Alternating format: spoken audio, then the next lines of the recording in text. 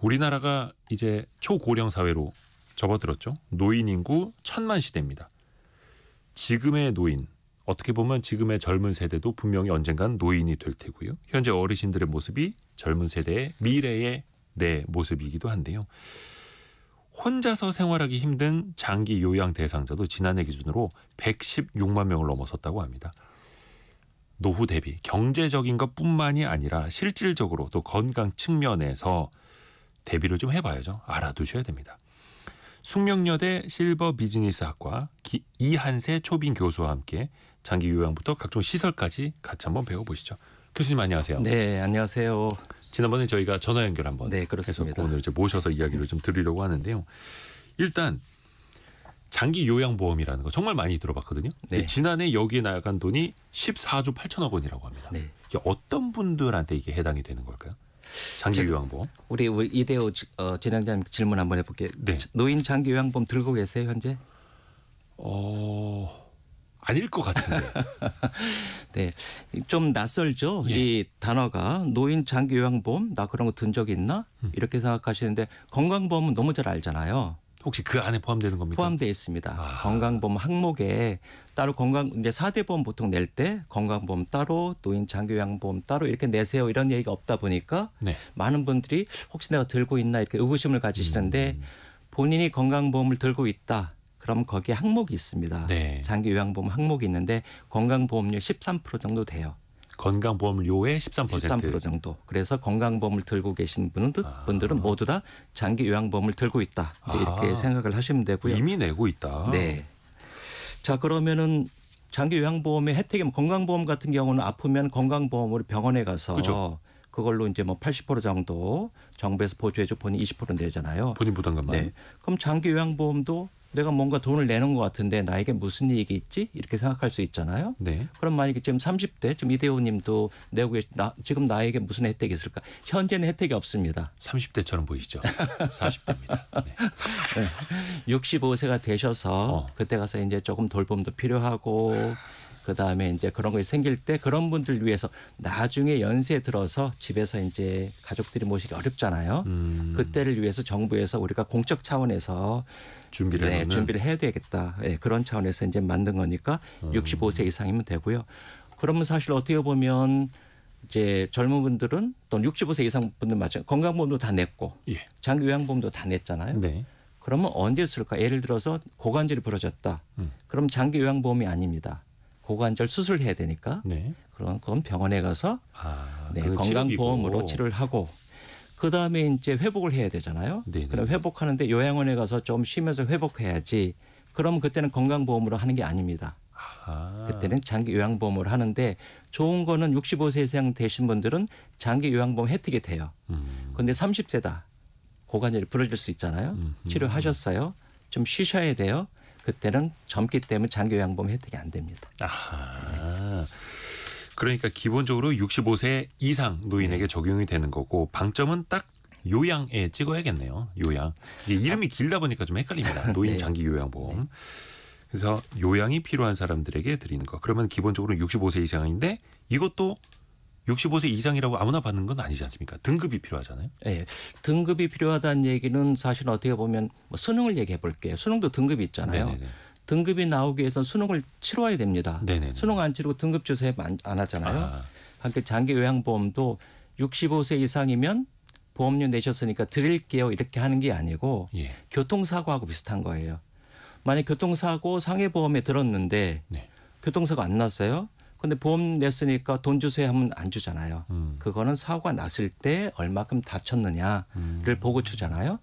그래서 65세 이상도 마찬가지예요. 65세 이상 되신 분 중에 아주 건강하신 분들도 있고 요양이 좀 필요하신 분들도 있고 그렇잖아요. 그런데 이제 마치 교통사고처럼 65세 이상 뭐 70세 이렇게 됐는데 이제 좀 요양원에도 가야 될 것 같고 집에서 요양보호사가 와서 좀 도와주면 좋겠는데 좀 그런 돌봄 필요합니다. 그런 시점이 오거든요. 그러면 그때 가서 건강보험공단에 신청을 합니다. 등급을 좀 매겨주세요. 네, 이제 돌봄이 좀 필요하니 저를 심사해서 이분이 돌봄이 필요하겠구나. 그러니까 장기요양보험 혜택으로 요양보호사도 보내드리고 복지용품도 사드리고 이렇게 해야 되겠구나라고 이제 신청을 하거든요. 그러면 이제 신청을 하면 심사원들이 나옵니다. 나와서 집안 환경도 보고 그분하고 면담도 하고 질문도 하고. 집에까지 와요? 집에서 합니다. 다. 일어나세요, 앉으세요 하고 손가락 육체적인 것도 봐야 되니까 화장실 혼자 가실 수 있는지. 그래 점수를 다 매겨서 등급을 드리는데 등급은 1등급에서부터 5등급까지.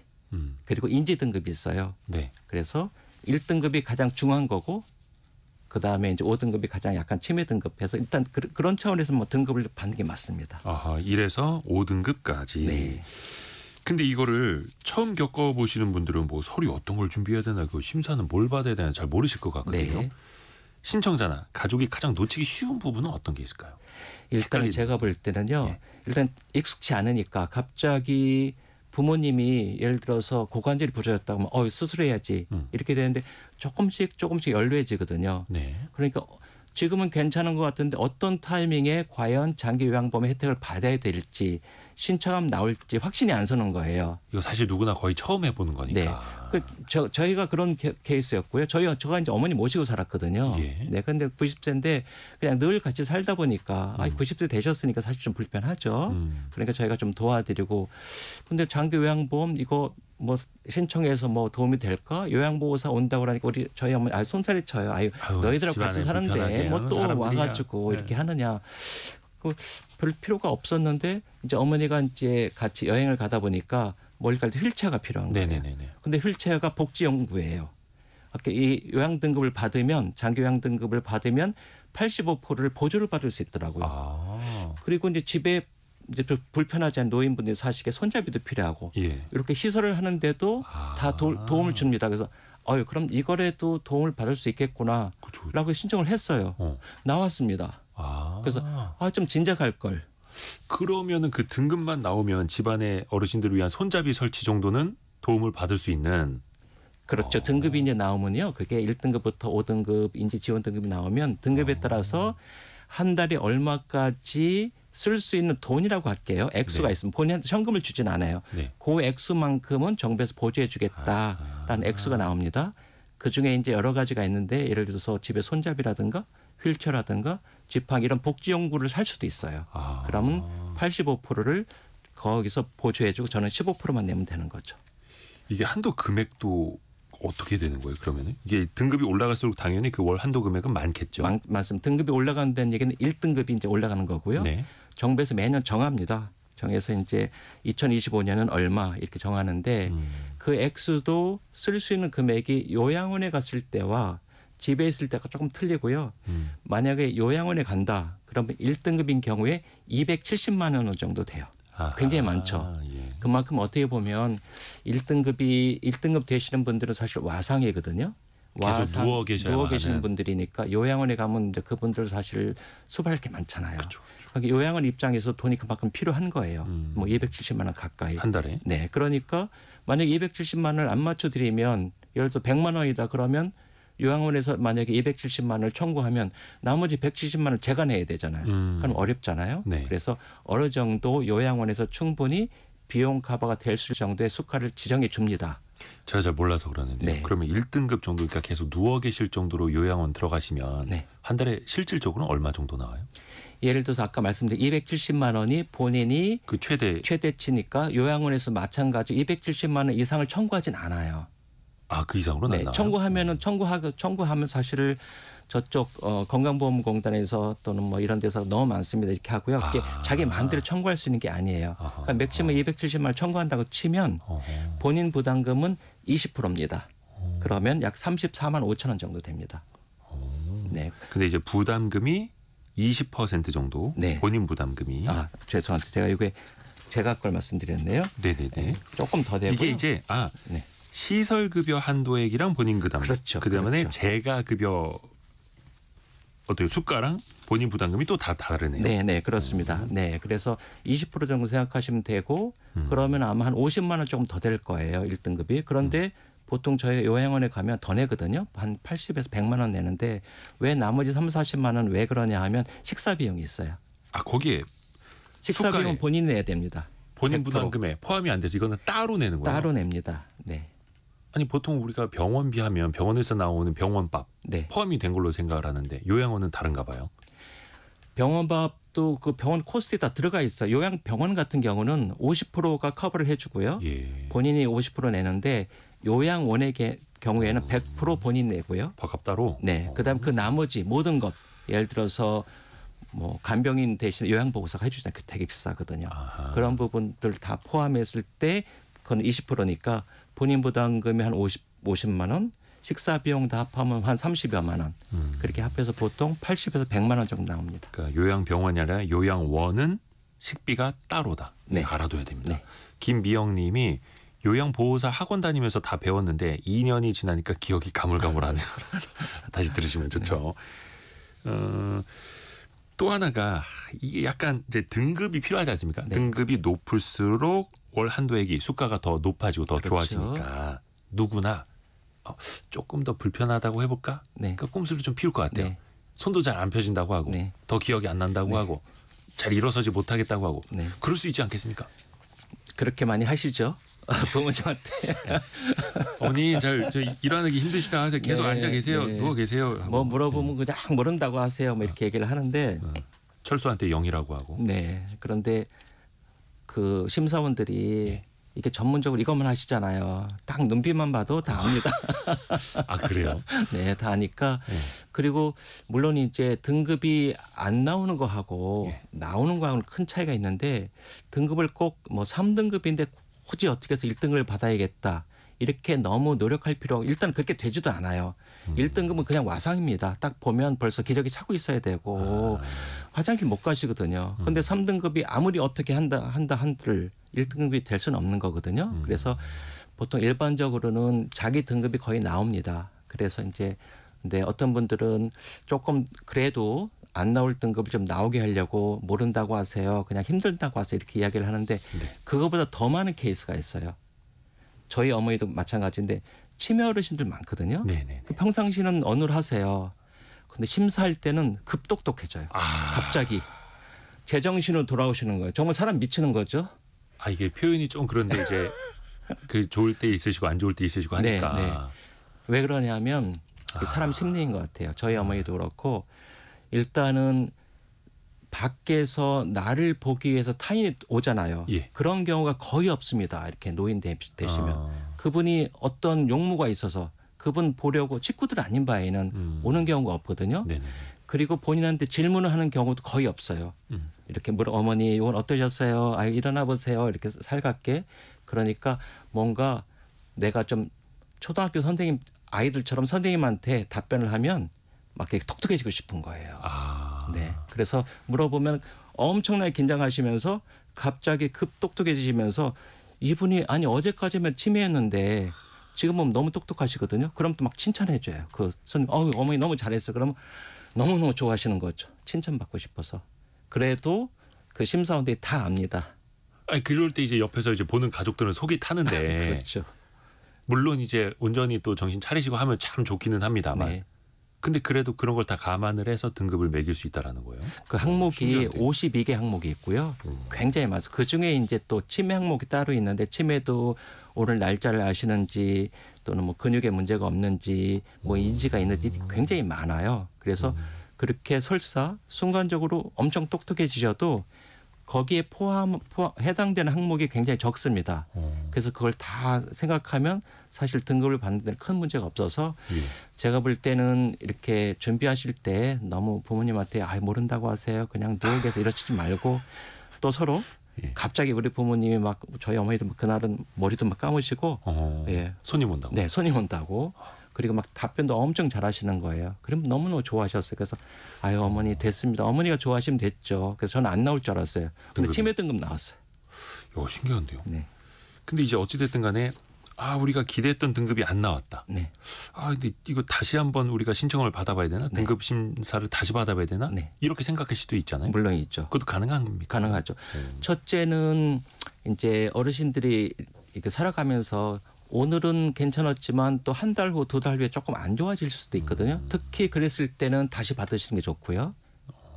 그런 경우가 있습니다. 그러면 예를 들어서 네, 65세, 네, 75세, 85세 등급 받으실 때마다 사실은 이제 더 노령화되면서 건강 상태 안 좋아질 수 있잖아요. 네. 그럼 등급이 3등급, 2등급, 1등급 이렇게 계속 올라갈 수 있는 거예요. 그러면서 수가도 올라가고. 물론이죠. 예, 계속 지금 3등급인데 재신청해서 2등급 주세요 이럴 수도 있고요. 예를 들어서 등급 신청을 했는데 이제 비등급이라고 그래 등급이 안 나오는 경우도 있습니다. 예. 그럼 좀 실망하시겠죠. 그러면 다시 신청하셔도 되고요. 신청하는데 무슨 어필하듯이 다음 주에 또 등급 신청하면 안 됩니다. 그럼 똑같이 나오니까 최소한 그래서 3개월에서 6개월 정도 지난 다음에 그냥 심사원들 입장에서도 심사를 잘 했어요. 예. 그래서 아무 문제가 없었는데 일주일 후에 또 하면 사실 똑같거든요. 근데 뭐 횟수 제한 이런 건 없나요? 그런 건 없습니다. 그런데 만약 6개월 후에 했다 그럼 6개월 동안 어떤 변동이 있을 수도 있잖아요. 네네네. 네, 있을 수도 있으니까 뭐 그렇게 하시고 그 다음에는 뭐 준비하는 분들이 있는데 어떤 분들은 정말 집에서 돌보기 어려워서 요양원에 임시로 들어가시는 경우도 있어요. 사실은 등급 없이. 아 등급 안 나와도 일단 뭐 네. 요양원 들어가시되 대신 본인이 100% 다 내야 돼요. 그리고 나서 요양원에서 등급 심사를 신청하면 요양원에 와서도 심사를 합니다. 그럼 심사원들은 조금 어필이 될 수 있겠죠. 아니 오죽 급했으면 저분이 등급이 안 나오는데도 불구하고 자기 부담금 다 내고 이렇게 요양원에 와 계시잖아요. 근데 요양원 가실 정도인데 등급이 안 나오는 경우가 있어요? 뭐 그럴 수도 있겠죠. 네, 그거는 뭐 상황마다 틀릴 수도 있으니까. 네, 그래요? 그럴 때는 뭐 그렇게 하시면 되고 아까 이제 말씀하신 것처럼 언제든지 다시 신청하셔도 되고 그다음 신청 비용 없고요. 그다음에 뭐 신청하시기도 쉽습니다. 그냥 건강보험공단에 가셔서 본인이 가지 않고 자녀분들이 가셔서 신청하시면 됩니다. 아까 김은희 님이 치매 등급은 그럼 몇 등급인가요?라고 물어보셨는데 아까 살짝 네. 치매는 5등급이라고 말씀을 하셨거든요. 자, 이제 1등급에서 5등급이 있고요. 그래서 1, 2, 3, 4, 5 말고 숫자 없이 인지 지원 등급 이렇게 해서 6개가 있습니다. 네. 네. 그런데 이제 1에서 이제 4등급 이렇게 받으시는 분들은 대부분 한 50% 정도는 치매도 있으세요. 치매도 있고 육체적인 건강도 안 좋으신 거죠. 그러니까 특히 이제 뭐 치매가 있건 없건 상관없이 육체적인 건강이 좋지 않다. 그래서 화장실 못 가신다. 그럼 1에서 4등급 드리고요. 그런데 어떤 분들은 화장실 잘 가죠. 식사 잘 별 문제가 없어요. 그런데 치매만 있으세요. 아하. 이런 분들은 5등급을 드립니다. 조금 이해가 되나요? 아니 근데 이제 가족분들 입장에서는 네. 좀 납득이 잘 안 될 수도 있을 것 같아요. 네. 거동 불편하신 것보다 이제 네. 치매 있으신 게 사실상 가족이나 더 힘들 수 있는데. 네. 그렇죠. 그런데 일반적으로 이제 많은 분들이 치매는 네. 정신적인 거고 육체적인 것과 전혀 관련이 없다고 생각하시는데 치매도 어떤 뇌에 어떤 이상이 생기는 거잖아요. 뇌 노화. 네, 그래서 뭐 파킨슨도 치매 일종이고요. 그럼 파킨슨은 계속 떨거든요. 치매가 아주 심해지면 육체적인 건강도 같이 안 좋아집니다. 네. 그래서 치매는 어마무시하게 심한데 정말 몸은 쌩쌩하다 이런 경우는 별로 없거든요.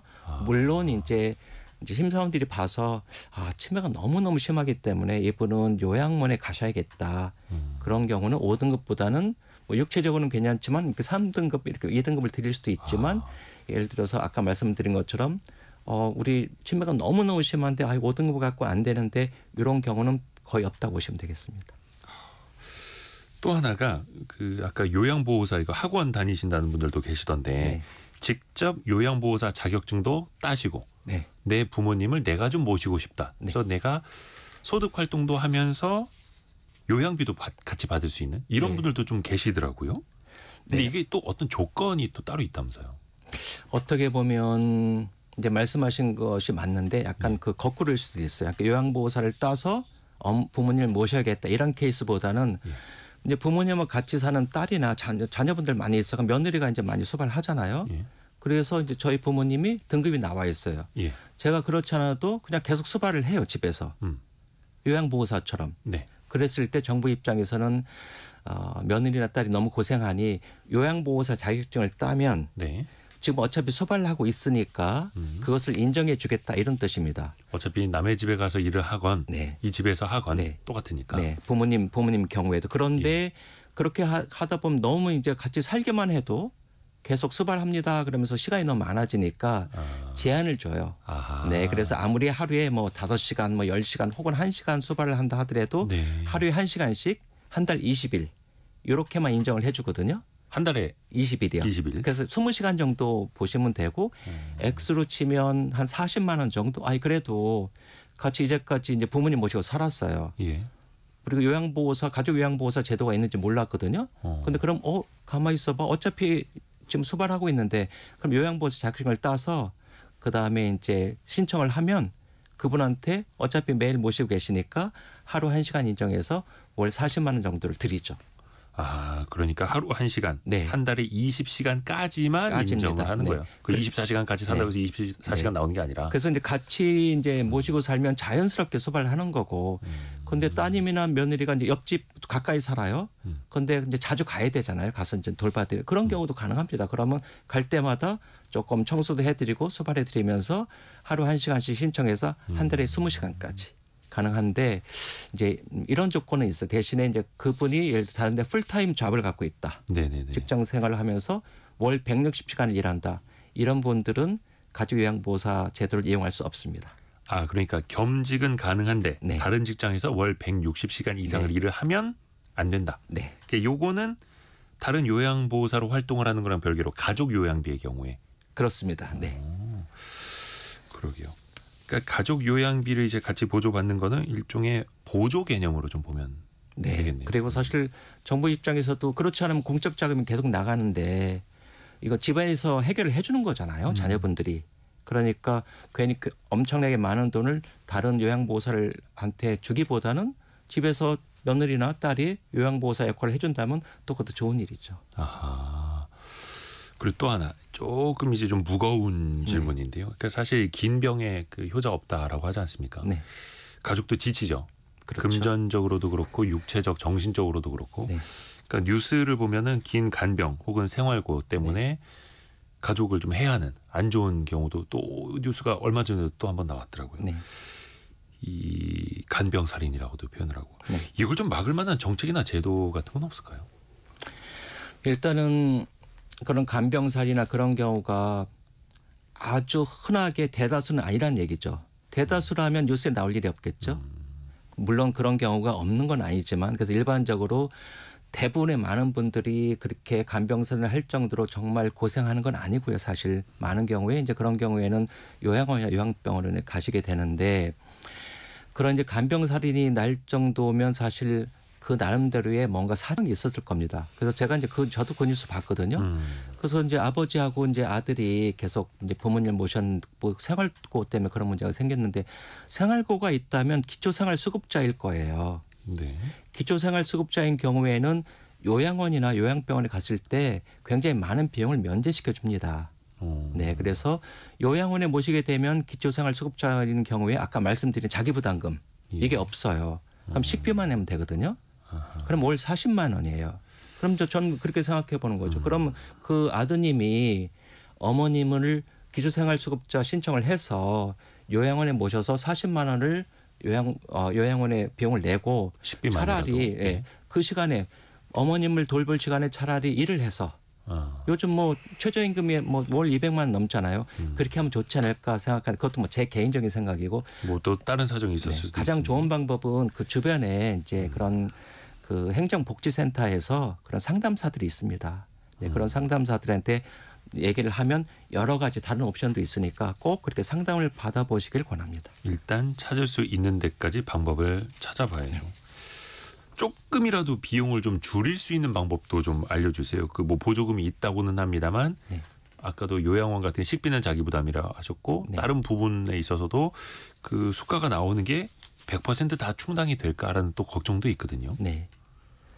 저는 오히려 거꾸로 말씀드리고 예를 들어 요양원 갈 때 비용을 줄이는 방법은 없습니다. 왜 없냐 하면요.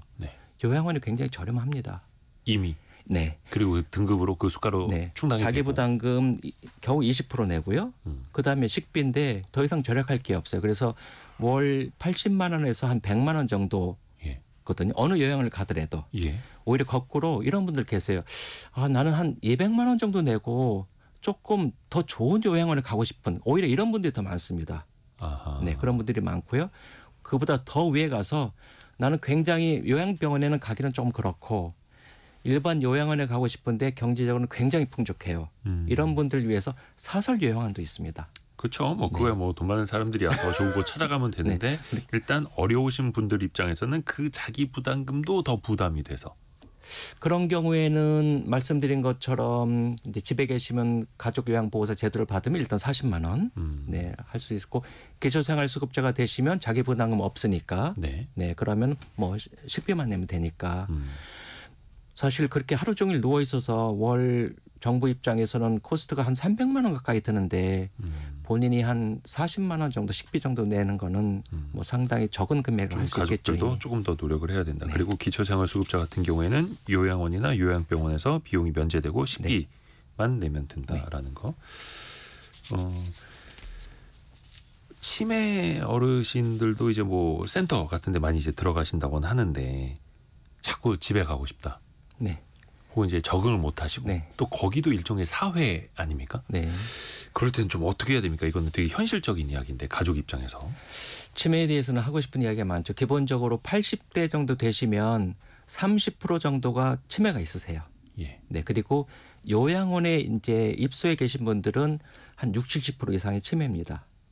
그러면은 사실은 치매가 아주 보편적인 거거든요. 그러니까 그만큼 요양원에서 이미 이제 치매에 대한 어떤 대응력을 다 갖고 있어요. 그래서 이제 낯설거나 치매에 대한 문제가 생길 때 우리가 어떻게 하겠다 그런 프로토콜이 다 되어 있고요. 네. 오히려 치매에 대해서는 아까 이제 말씀하신 것처럼 치매를 걸리신 분들보다 치매 걸리신 분들의 가족들 우리가 치매를 어떻게 바라보아야 하느냐 저는 오히려 여기에 좀 말씀을 드리고 싶은데 네. 치매를 병이라고 생각하는데 치매는 병이 아닙니다.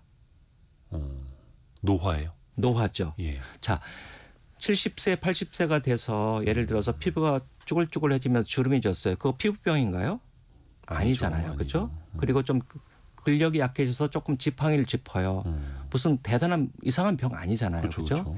마찬가지로 이제 70대, 80대가 되면 이렇게 피부에 주름이 생기듯이 뇌에도 주름이 생긴다고 보시면 돼요. 그래서 갑자기 어느 날 갑자기 이상해지는 게 아니라 조금씩 주름지듯이 걸음이 좀 하듯이 이제 약간의 이상 행동도 나오고 하던 말 또 하시고 그렇거든요. 그래서 그거는 자연스러운 노화 현상이다. 그러니 저렇게 되셨다가 왜 저러시지? 왜 화를 내시지? 너무 섭섭해 이렇게 생각하지 마시고 치매 어르신들을 바라보는 우리의 어떤 시각, 인식부터 네, 인식을 바꾸는 것이 저는 훨씬 더 중요하다고 생각합니다. 그러니까 사실 노화라는 건 누구나 죽음처럼 피할 수 없는 거고. 네. 근데 이걸 참 자연스럽게 받아들인다는 게 연습이 안 되니까 이건 네. 그죠. 뭐 미리 연습해 볼 수가 없는 거지 않습니까? 그 병이 너무 심하다 싶을 때는 요양병원에 네. 가면서 이제 치료를 받는 네. 요양을 좀 택해야겠죠. 완전히 요양원과 요양병원은 다른 거니까요. 네. 일단 기본적으로 가장 크게 틀린 것이 요양병원에는 의사 선생님 계시고요. 네. 요양원에는 의사가 없습니다. 그러다 보니까 요양원에서는 서로 거기에 간호사가 있다 하더라도 어떤 의료적 조치를 마음대로 할 수가 없습니다. 그건 의료법 위반이 되거든요. 네. 그런데 예를 들어서 이제 어떤 분이 계세요. 그런데 예를 들어서 매일같이 의사 선생님이 와서 조금 이렇게 진료도 해야 되고 뭔가 급하면 의료적 처치도 해야 되고 그런데 그런 분이 요양원에 계시면 그럴 때마다 병원으로 자꾸 왔다 갔다 하셔야 돼요. 너무 불편하시겠죠? 이런 경우에는 요양병원이 맞습니다. 그런데 요양병원은 어떤 치료의 개념은 사실 아니고요. 대부분 요양병원에 계시는 분들이 노인성 질환이거든요. 노인성 질환은 치료에서 완쾌가 되지 않습니다. 가급적 더 나빠지지 않도록 유지하는 건데 네, 그런 의료적 처치가 필요하고 그런 의료적 처치가 필요하지 않다. 이런 분들은 요양원에 가시는 게 맞아요. 그 이유는 요양원이 훨씬 저렴합니다. 왜냐하면 간병비가 없거든요. 네, 그래서 거꾸로 가시는 분들 많아요. 요양원에 가셔도 충분한 분들이 요양병원에 계시면서 비용을 더 내시는 분들도 있고 요양병원에서 의료적 처치가 조금 필요하신 분인데 뭐 비용이 좀 많다 보니까 어쩔 수 없이 요양원에 계시는 분들도 있는데 네, 그런 분들은 적절하게 본인이 내가 요양원이 맞겠구나. 요양병원이 맞겠구나 이렇게 생각하시면 되고요. 또 어떤 제 친구는 그래요. 아니야 요양원은 무조건 아니야. 나는 하여튼 누구든지 부모님 봐주시면 무조건 요양병원으로 모셔야 돼. 그래야 효자 소리 듣지 또 이렇게 말씀하시는 꼭 그렇지도 않아요. 경우에 따라서는 외국인 간병인보다 요양원에 있는 저희 한국인 요양보호사가 훨씬 더 돌봄을 잘해줄 수도 있습니다. 그러니까 요양원에는 요양보호사가 계시고 네. 요양병원에서는 간병인을 써야 하고 그렇죠. 근데 그 간병비는 따로 더 드는 거고. 따로 내는데 그 간병인은 요양병원 소속이 아니에요. 외부에서 마치 이렇게 뭐 파출부라고는 좀 그렇지만 이렇게 다른 인력이 오는 거고요. 인력으로. 네, 요양원엔 요양보호사는 그 요양원에 소속된 직원입니다. 정직원입니다. 그러니까 추가 비용이 요양원에서 요양보호사분들 도움을 받아도 추가 비용이 안 되는 거고. 그렇습니다. 근데 약간 잠깐 말씀해 주신 것처럼 요양병원 보내드리면 효자인 것 같고 요양원을 보내드리면 불효자인 것 같고 약간 이런 사회적인 인식이 약간은 있지 않습니까? 있는 분들 있죠. 네. 그런데 굳이 그럴 필요 없다. 네, 물론 이제 요양병원이 이제 비용도 많이 들고 경우에 따라서는 뭐 1인실에 있거나 아주 좋은 요양병원은 뭐 1,000만 원이 넘는 데도 있어요. 돈 많으시면 저는 그렇게 얘기합니다. 돈 많으시면 진짜 많으시면 정말 좋은 요양병원에 무조건 보내세요. 아주 좋습니다. 호텔 같은 요양병원 있습니다. 그런데 호텔 같은 요양원은 없거든요. 그래요? 네. 요양원은 일반적으로 돌봄을 받는 곳이기 때문에 기본적으로 대부분의 경우 물론 프리미엄 요양원이 있기는 해요. 네. 그렇지만 요양원을 4,300개 정도로 봤을 때 프리미엄 요양원은 20-30개도 안 됩니다. 그래서 일반적인 요양원이거든요. 네, 그러니까 이제 경우에 따라서는 요양병원에 보내드리는 것이 효자다. 물론 좋은 요양병원에 보내드리면 되는데 그렇지 않은 요양병원도 많거든요. 거기에서 간병을 잘 못 받기보다는 오히려 괜찮은 요양원에 보내드려서 요양보호사로부터 간병을 받는 것도 좋다. 이렇게 저는 말씀드리고 싶어요. 장현희 님이 그 아버님 케이스를 좀 말씀해 주셨는데 괜찮은 요양원은 대기가 1-2년 걸리더라고요. 그래서 다들 자녀들이 직장 다녀서 요양병원으로 모셨는데 병원비가 정말 무시 못하겠더라고요. 근데 요양원은 괜찮은 곳 들어가려고 해도 이미 꽉꽉 차 있나 봐요. 꼭 그렇지 않습니다. 그래요? 네. 그러니까 좀 자녀들 좀 가까운 곳에 이렇게 모시려고 해서. 일단 대기가 긴 곳들은 대부분 규모가 좀 크고 공공 요양원들이 많아요. 예를 들어서 뭐 구에서 한 거나 시립이라든가 이런 데는 이제 크고 많이 알려지다 보니까 이제 많이 거기를 가려고 그러죠. 그런데 그런 곳이 과연 좋을지 나쁠지를 저에게 많이 물어보신다면 저는 기본은 한다. 이렇게 말씀드리고 싶어요. 굉장히 투명하게 운영을 해야 되고요. 그런데 그 외에도 좋은 요양원들 굉장히 많습니다. 대기도 별로 없이. 그 공공이라고 하면 왠지 더 믿을 수 있을 것 같고 왠지 더 저렴할 것 같은데 민간 요양원하고 공공 요양원하고 어떤 뭐 시설이나 비용 차이는 뭐 크게 차이가 없는 거예요? 공공이라고 하면 저렴하진 않아요. 똑같습니다. 똑같고 이제 예를 들어서 시나 또는 뭐 구에서 어떤 요양원을 갖고 있는데 이제 공무원들이 그분들이 요양원을 운영할 수는 없잖아요. 위탁 운영을 시킵니다. 위탁 운영을 하면서 계속 잘하고 있는지 심사를 좀 하겠죠. 그러니까 그런 면에서는 정말 요즘 TV에나 나올 만한 뭐 폭행이 있다거나 그런 건 없을 겁니다. 그런데 이 노인 그 복지에 대해서 굉장히 진정성을 갖고 있는 민간 요양원을 운영하시는 분들 굉장히 많으세요. 굉장히 전문성을 갖고 계세요. 그분들은 정말 자기 부모님처럼 하시거든요. 그래서 그분들은 조금 어려움이 있어도 본인들이 막 열심히 하는데 이런 공공은 그렇게 열심히 일을 만들어서 하지는 않습니다. 약간 이제 사무적일 수 있고. 그럴 수도 있겠죠. 네. 그래서 사실 그거는 거기서 일하시는 분들 사람에 따라서 또 다를 수도 있는 거라. 물론이죠. 그래서 항상 좋은 원장님, 좋은 주변 선생님들 만나는 엄청 것도 많습니다. 그것도 되게 존경스러운 분들 굉장히 많아요. 또 그 요양시설 찾고 입소하는 게 사실은 미리 준비한다라기보다는 우리 부모님 어느 날 갑자기 안 좋아지신 것 같고 약간 이렇게 느끼면서 좀 당황스러워하고 어디서부터 시작을 해야 될지 또 난처할 수도 있거든요. 보통 이런 거는 좀 요양시설 알아보는 거 언제부터 준비하면 될까요? 제가 볼 때는 언제부터 준비할 필요 없고요. 기본적으로는 등급을 일단 받는 게 우선입니다. 등급을 받고 그다음에 요양원을 찾아야 되겠죠. 첫째는 이제 건강보험 그 공단에 들어가면 거기서 요양원을 정부에서 심사한 게 있어요. 평가를 해놓습니다. 그래서 A, B, C, D, E 등급으로 등급을 매겨놨어요. 물론 그 등급이 절대적인 건 아니지만 그래서 요양원이 이제 공동생활가정 말고 4,300개 정도 되는데 A, B, C, D, E 등급인데 A 등급이 650개 정도 돼요. 약 15% 정도. 그래서 일단은 가실 때 A 등급을 우선적으로 좀 보셔라. A 등급이 혹시 집 주변에 없으면 B 등급까지 A와 B 등급이 약간의 막 종이 한 장 차이일 수도 있으니까 그러면 기본적으로 A 등급과 B 등급만 바라보면 C 등급, D 등급, E 등급을 안 가셔도 되잖아요. 그런 데가 무조건 나쁘다고 볼 수는 없지만 나쁠 가능성이 크겠죠. 그렇게 해서 일단 등급을 A 등급과 B 등급 요양원을 어디인지 알아놓고 네. 그다음에 어디 써 있습니까? 요양원에? 있습니다. 요양원에 물론 요양원이 이제 홈페이지 가면 몇 등급입니다 이렇게 써놓기도 하는데 하나씩 들어가 볼 수 없잖아요. 예. 그래서 건강보험공단 홈페이지 들어가면 아이디하고 패스워드 이런 거 없이 누구나 볼 수 있습니다. 그런데 일반인들이 찾기가 조금 어려워요. 저 같은 경우는 이제 늘 가서 보는데 그래서 향후에는 저도 이제 그런 분들을 위해서 책자로 A 등급, B 등급에 전부 공개를 해가지고 이제 이런 분들 도움을 드리고 싶고요. 건강보험공단 홈페이지에서 찾아보실 수 있다. 일단 있습니다. 요양원의 등급. 네, 그래서 ABCD. 일단은 A 등급, B 등급 찾고요. 예. 그 다음에는 본인한테 맞는 그런 요양원을 적어도 제가 볼 때 5군데에서 10군데를 이렇게 쇼트리스트를 만든 다음에 상담 가면 됩니다. 그런데 그렇게 상담 다니는데 10군데 간다 하더라도 2주면 가거든요. 네. 그러니까 미리부터 뭐 3개월 전, 6개월 전부터 뭐 준비하실 건 없습니다. 또 많이들 지금 질문 올려주시는데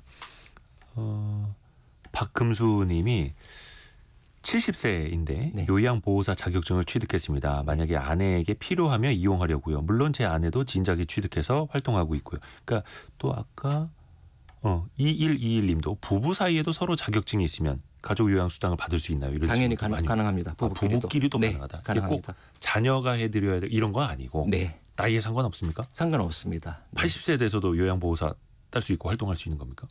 본인만 70세 건강하면? 분들도 굉장히 많은데 80세라고 해서 법적으로 안 됩니다라는 규정은 없습니다. 부부 사이에도 네. 가능하다. 네. 또 이제 이거를 준비하신 분들 굉장히 많으시더라고요. 네. 요양보호사. 또 하나 여쭤보고 싶은 게 우리 시설은 뭔가 더 좋습니다라고 홈페이지나 사진도 굉장히 좋게 올려놓겠죠. 당연히. 네. 우리 시설로 네. 오세요. 네. 근데 이걸 앞에서도 발품을 좀 파시면 좋다. 네. 먼저 숏리스트 만들어 놓고 네. 이것만큼은 좀 확인을 잘 하셨으면 좋겠다. 네. 좀 팁 좀 주신다면요. 네. 일단 말씀하신 것처럼 홈페이지 이런데 우리 시설은 좋습니다. 홈페이지가 잘 되어 있잖아요. 네. 기본은 하시는 겁니다. 많은 요양원의 한 7, 80%는 홈페이지가 아주 어눌하죠. 근데 다들 이제 건물 막 준공했을 때 가장 새로운 사진을 올려놓잖아요. 네. 건물을 준공해서 그 안에 준공된 건물에 있는 요양원 정도면 굉장히 좋은 요양원입니다. 상가나 이런 데는 굉장히 많습니다. 네, 굉장히 많고요. 이제 말씀하신 것을 좀 답변을 드리면 상담 얘기겠죠. 가서 상담하러 이제 보러 가잖아요. 네. 보러 가면 무언가 계속 이야기만 듣는 게 뭔가를 봐야 여기가 어떻게 했구나 이제 볼 수 있는데 기본적으로 이제 이 방에 들어갔을 때 창이 큰 게 좋습니다. 어떤 요양원들은 예를 들어서 다 그런 건 아니지만 만약에 모텔이라든가 이런 걸 개조해서 뭐 만들 수도 있잖아요. 개조한 곳. 네, 그럼 창이 굉장히 작아요. 네, 그래서 창이 좀 커서 빛이 좀 많이 들어오고 바깥을 이제 바라보면 좋고요. 네. 그 다음에는 아무리 이 보호자가 와서 막 청소를 한다 하더라도 기저귀를 잘 갈아주지 않잖아요. 그럼 냄새가 나요. 방에 들어서. 그래서 만약에 방에 들어가는데 뭔가 퀴퀴한 냄새가 좀 난다. 그럼 거기는 안 가시는 게 좋고요. 그다음에 시설 들어갔더니 창이 너무 작아서 밖을 내다보기가 어렵네. 그런 시설도 별로 좋지 않을 것 같고. 그다음에 이렇게 가보시면은 분위기가 좀 달라요. 네. 일단은 분위기는 두 가지인데 하나 스태프들이 굉장히 밝으면서 막 돌아다니고 서로 막 인사하고 요양보살도 굉장히 밝고 그다음에 두 번째는 거기 입소해 계신 분들 그분들도 표정이 너무 어둡지 않고 결국은 요양원의 핵심은 요양보호사잖아요. 요양보호사가 거의 다 돌봐드리잖아요. 그분들이 행복하고 뭔가 잘 해드리는 곳. 그러니까 그렇게 친다면 굉장히 건물은 좋고 시설은 엄청 좋은데 요양보호사들이 뭐 표정이 어둡다든지 그런 것보다는 시설은 조금 열악해 보이지만 굉장히 분위기도 좋고 요양보호사님들이 굉장히 밝고 오히려 그런 곳이 더 좋다고 말씀드릴 수 있겠죠. 정말 꿀팁까지 들었습니다. 이게 사실 어떤 분들에게는 현실이고 어떤 분들에게는 분명히 미래입니다. 숙명여대 실버 비즈니스학과 이한세 초빙 교수에게 들어봤습니다. 고맙습니다. 네. 라디오 정보센터 다녀옵니다.